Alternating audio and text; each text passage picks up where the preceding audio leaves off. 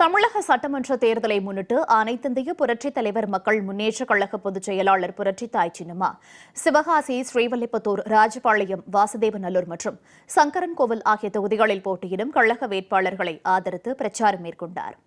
பரப்புரைக்கு சென்ற இடமெல்லாம் பல்லாயிரக்கணக்கான மக்கள் திரண்டு வந்து புரட்சி தாய் சின்னம்மாவுக்கு உற்சாக வரவேற்பு அளித்தனர். தமிழக சட்டமன்ற தேர்தலை முன்னிட்டு அனைத்திந்திய புரட்சித் தலைவர் மக்கள் முன்னேற்றக் கழக பொதுச் செயலாளர் புரட்சி தாய் சின்னம்மா தமது 4வது நாள் பிரச்சாரத்தை சிவகாசியில் தொடங்கினார். இதற்காக விருதுநகர் தங்கும் விடுதிக்கு சென்ற அவர் சிவகாசி புறப்பட்ட புரட்சி தாய் சின்னம்மாவுக்கு திருத்தங்கல் பகுதியில் திரளான பெண்கள் உற்சாக வரவேற்பு அளித்தனர்.